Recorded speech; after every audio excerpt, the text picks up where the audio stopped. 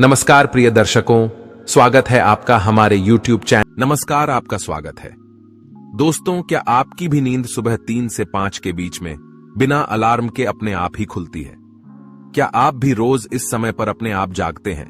तो आप इस वीडियो को पूरा जरूर देखें।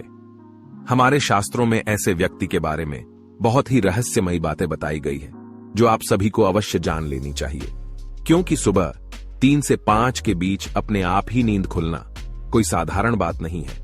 यह एक प्रकार से ईश्वर का संकेत माना गया है। अगर आप इसे मात्र केवल आपकी आदत समझते हैं तो आप गलत हैं। यह मात्र आपकी आदत नहीं है, बल्कि इसके पीछे बहुत बड़ा रहस्य छिपा हुआ है।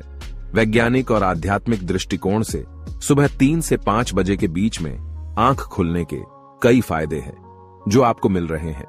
जाने अनजाने में आपके साथ कुछ ऐसा हो रहा है जिसकी आपको भनक भी नहीं है, लेकिन कुछ समय बाद आपको पता चल जाएगा कि आपकी नींद आखिर 3 से 5 के बीच में क्यों खुल रही है।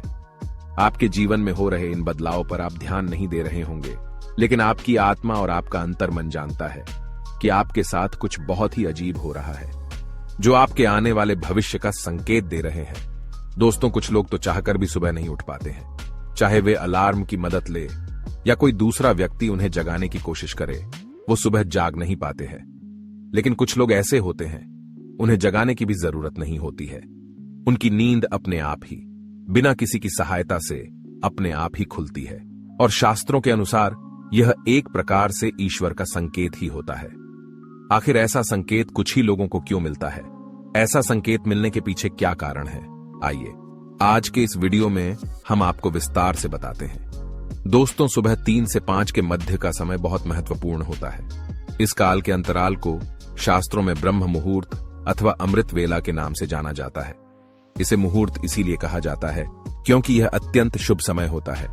दिन के और रात्रि के सभी प्रहरों में से इस प्रहर को सबसे महत्वपूर्ण माना जाता है। प्राचीन काल से ही ऋषि मुनि इसी समय पर जागते थे और ध्यान तथा जप आदि कार्य करते थे। भगवान श्री कृष्ण ने भी ब्रह्म मुहूर्त के समय को जागने के लिए सबसे उत्तम माना है। भगवान श्री कृष्ण ने अर्जुन को भगवत गीता का ज्ञान दिया है, साथ ही युधिष्ठिर को भी महत्वपूर्ण बातें बताई है, और गरुड़ जी को भी उन्होंने कई महत्वपूर्ण उपदेश दिए हैं। इन्हीं उपदेशों में उन्होंने सुबह जागने के श्रेष्ठ समय के बारे में बताते हुए कहा था कि ब्रह्म मुहूर्त का समय ही जागने के लिए श्रेष्ठ होता है। दोस्तों, शास्त्रों में सूर्योदय से पहले जागने वाले व्यक्ति के कुछ लक्षणों के बारे में बताया गया है। अगर आप भी सूर्योदय से पहले जागते हैं तो आप एक अनुशासन प्रिय व्यक्ति है और आप सदैव निरोगी जीवन जीते हैं।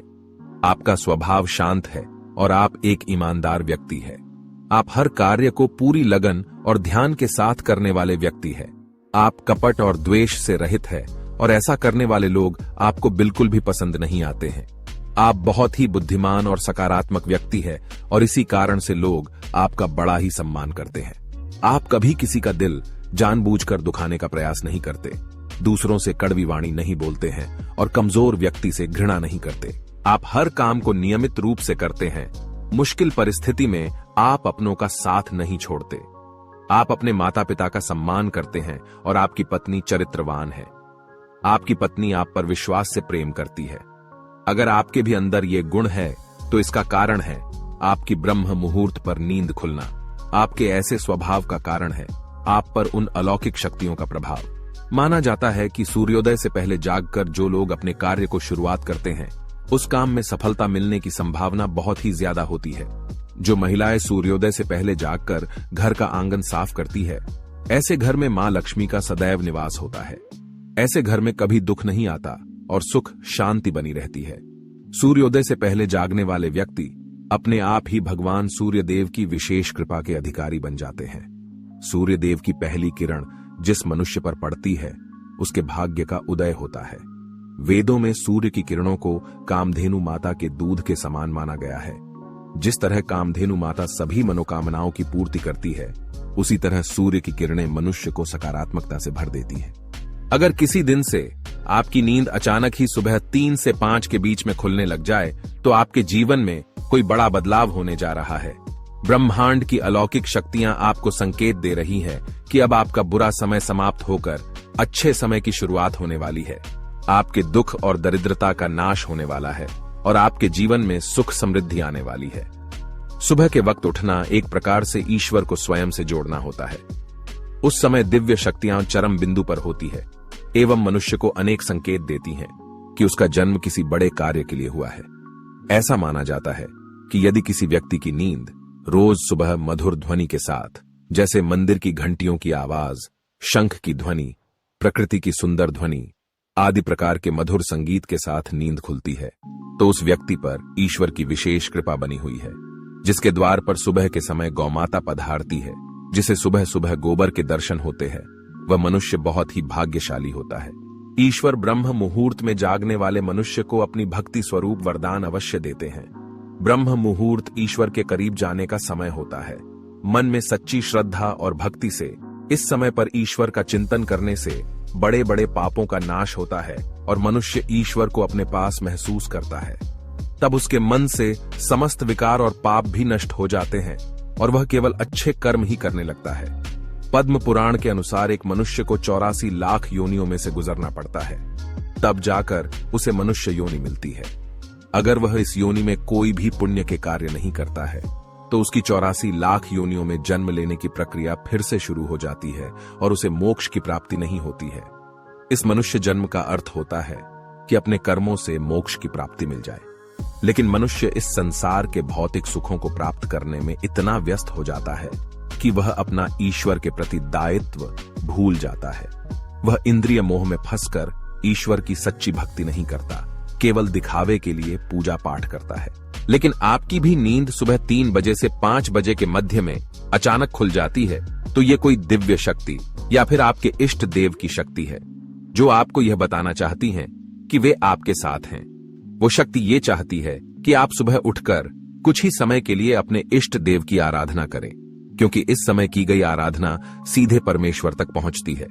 इसके अलावा पद्म पुराण में यह भी कहा गया है कि अगर आपकी नींद सुबह 3 बजे से 5 बजे के मध्य खुलती है, तो यह आपको संकेत देती है कि आप एक बहुत ही प्रामाणिक और अच्छे इंसान हैं। आपके अंदर अच्छाई भरी हुई है।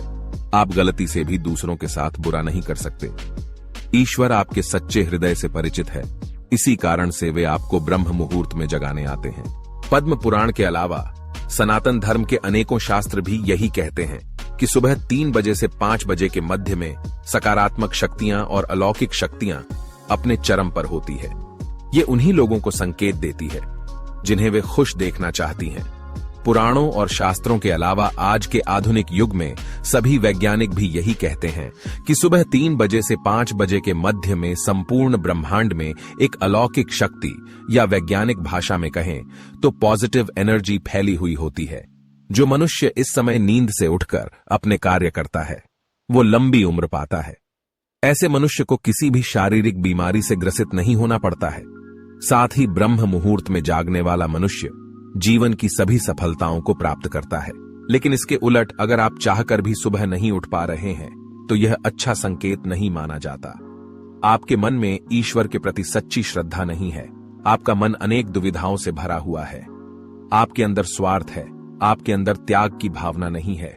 शास्त्र कहते हैं, जिस घर की महिलाएं सुबह जल्दी नहीं उठती, ऐसे घर में हमेशा दरिद्रता आती है। ऐसे घर में देवी लक्ष्मी कभी प्रवेश नहीं करती है।